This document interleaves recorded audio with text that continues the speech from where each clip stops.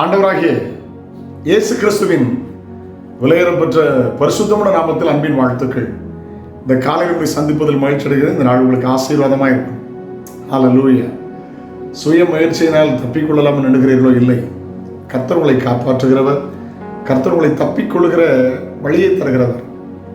ஆனால் தேவ சத்தத்தை கேட்டு கீழ்ப்படிந்து பாருங்கள், உங்களுக்கு ஆசீர்வாதமாக இருக்கும். ஆமென். ஒரு மலையின் உச்சியிலே ஒரு வாலிபன் மலையேறி கொண்டிருந்தான். மலையின் உச்சியிலே தவறுதலாக மலையிலேருந்து விழுந்து விட்டான். எதிர்பார்க்கல, மேலே டாப்பில் போகிறப்ப விழுந்துட்டான். அவன் நினைத்தான் இதோடு என் வாழ்க்கை முடிந்தது, அழிந்ததுன்னு நினைந்தான். ஆனால் அல்ல, அவன் விழுந்த நேரம் கர்த்தருடைய கிருபையினால் ஒரு அடர்த்தியான ஒரு மரத்தின் மேலே வந்து விழுந்தான். இரவு நேரம் இந்த மரக்கிளையை நன்றாய் பிடித்து கொண்டான்.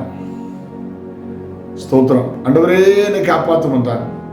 அவனுக்கு ஒரு அசரீரி சத்தம் கேட்டது, உன் கையை விடு. அந்த இவன் நினைத்தான், என் கையை விட்டா நான் அழிஞ்சிருவேன், விட முடியாது, எனக்கு ஏதோ கொஞ்சம் உயிர் இருக்கு, நான் கையை பிடித்துக் கொள்கிறேன். மறுபடியும் கேட்டான், யாராவது இருந்து காப்பாற்றுங்க.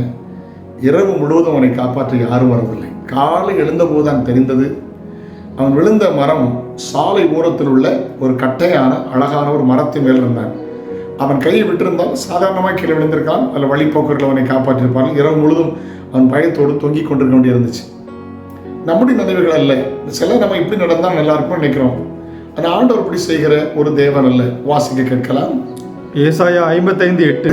என் நினைவுகள் உங்கள் நினைவுகள் அல்ல, என் நினைவுகள் உங்கள் நினைவுகள் அல்ல, உங்கள் வழிகள் என் வழிகளும் அல்லவென்று கர்த்தர் சொல்கிறார். உங்கள் வழிகள் என் வழிகளும் அல்ல என்று கர்த்தர் சொல்லுகிறார். நம்ம நினைக்கிறது அப்படி நடக்காது. ஆண்டவர் பற்றி திட்டம் வச்சிருப்பார். சவுல் ஒரு கொலைகாரனாகவே வாழ்ந்தார் புதிய ஏற்பாட்டில். ஆனால் கர்த்தர் ஒரு பெரிய திட்டம் வச்சிருந்தார். ஒரு பவுலாய் மாற்றி ஒரு பெரிய அப்போஸ்தலனாய் மாற்றினார். ஹல்லேலூயா. சில நம்ம நினைக்கிறோம், இல்லை என் வழிகள் இப்படி தான். கிடையாது. ஒவ்வொருவரை குறித்து பெரிய திட்டம் வைத்திருக்கிறார். உங்களுடைய சுய முயற்சியை விட்டுட்டு தேவ சத்தத்தை கீழ்ப்படிங்க, அது உங்களுக்கு ஆசீர்வாதமாக இருக்கும். இயேசுவா உங்களை ஆசீர்வதிப்பார். சுய முயற்சினால் சோர்ந்து போனீர்களோ, சுய முயற்சினால் பயந்து கலங்கி போனீர்களோ, உங்களை ஆசீர்வதிக்கிற கர்த்தர் இருக்கிறார். அந்த இயேசுவை சார்ந்து கொள்ளுங்கள். ஹல்லேலூயா. ஆண்டவரே உங்கள் நிறைவின்படி நடத்துங்க, உங்கள் வழியில் நடத்துங்கன்னு சொல்லுங்க. சங்கீதம் 32:8 அப்படிதான் சொல்லுது, நான் உனக்கு போதித்து நடக்க வேண்டிய வழியை உனக்கு காட்டுவேன். ஹல்லேலூயா. மேலும் கண் வைத்து உனக்கு ஆலோசனை சொல்லுவேன். ஆண்டவர்கிட்ட சொல்லுங்க, ஆண்டவரே உங்கள் வழியில உங்கள் நிறைவில் நடத்துங்கன்னு சொல்லுங்க. இதனால் உங்களுக்கு ஆசீர்வாதமாக இருக்கும். நன்மை கிருபை தொடரட்டும். ஜெபிப்போமா. பரலோக பிதாவே, உடைய பிள்ளைகள் ஆசீர்வதியும், நல்ல பாதையில் நல்ல வழியிலே அழகாய் நேர்த்தியாய் நடத்தும். நன்மையும் கிருபையும் பிள்ளைகளை தொடரட்டும். இயேசுவின் நாமத்தில் ஜெபங்கள் பிதாவே. ஆமென், ஆமென், ஆமென். நாளை உங்களை சந்திக்கிறேன். அது ஒரு ஆண்டு கிருபை உங்களை தாங்கட்டும். God bless you. Have a nice day.